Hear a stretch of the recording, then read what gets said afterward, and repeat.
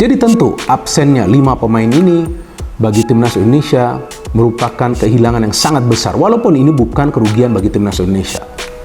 Kenapa bukan kerugian? Karena kita tahu masih ada pilihan lain bagi Sintayong. Jadi walaupun 5 pemain ini absen, tapi tentu Sintayong punya pilihan-pilihan lainnya, seperti Rizky Ridho, Sandy Walsh, Wahyu Prasetyo, Pratama Arhan, Nathan Choaon, J. Itses, dan juga Edo Febriansyah. Tapi seandainya Sintayong memang ingin agar lini pertahanan dari timnas Indonesia itu memang diisi oleh pemain-pemain diaspora Indonesia, maka tentu dia akan pilih J. Itses dan juga Nathan untuk bermain dari awal. Meskipun bahwa Vietnam akan datang ke Indonesia dengan satu tujuan, menggagalkan Indonesia meraih kemenangan. Itu tujuan utama mereka.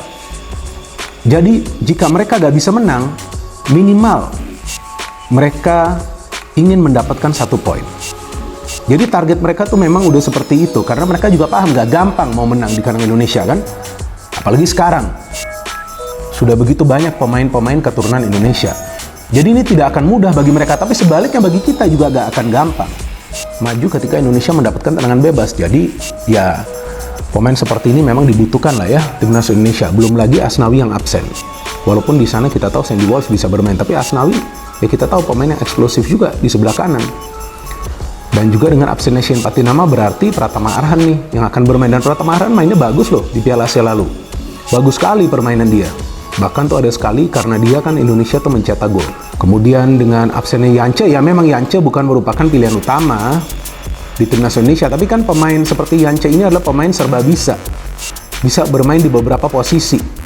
Dia bisa bermain sedikit tinggi juga sebagai wingback. Jadi mungkin juga dia bisa menjadi pilihan Sintayong untuk masuk sebagai pemain pengganti. Jadi jelas ya Indonesia akan kehilangan pemain-pemain ini solid. Maka itu kalau kita melihat sekarang dari list pemain-pemain yang dipanggil oleh Sintayong untuk 2 pertandingan lawan Vietnam, kan lebih banyak pemain yang memang bisa bermain di lini pertahanan. Nah jadi memang dia sudah mempersiapkan ini dari awal teman-teman. Dan saya juga pernah jelaskan bahwa dia mempersiapkan lebih banyak pemain bertahan seandainya ada pemain yang memang tidak fit. 3 pemain nih, Shane, kemudian Jordi, dan juga Alkan Begot. Tapi saya pikir ya pemikiran seperti itu juga keliru sih. Karena kan permainan sepak bola ini dimainkan oleh 11 pemain ya. Mungkin dia akan memilih Rizky Ridho, bermain bersama J. Itses dan juga Nathan Choaon ya sebagai 3 pemain bertahan. Atau mungkin dia memakai skema 4 pemain bertahan, dia hanya memainkan Rizky Ridho dengan J. Itses. Nah ini koordinasinya bukan saja harus rapi di antara 2 center back atau 3 center back, atau mungkin juga Justin Hubner diturunkan sebagai center back. Tapi jujur saya melihat Justin ini bermain sebagai gelandang bertahan jauh lebih efektif sih. Walaupun dia turun juga ke lini pertahanan, kan dia kan bukan tipe pemain yang ofensif ya. Dia efektifnya kenapa? Dia bisa menjadi tembok bagi para pemain tim lawan sebelum mereka masuk ke ruang pertahanan dari Indonesia. Dan ini yang feeling saya Ivar Jenner akan kehilangan nih rekannya.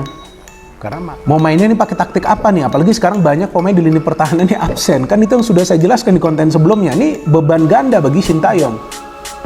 Dan saya juga memberikan analisa ini bukan untuk menakuti kalian ya. Kadang-kadang nih kalian juga memang gak berpikir secara logis. Tiba-tiba akan mengatakan, waduh Bung Binder menakuti kita. Jangan dong, enggak. Ini fakta.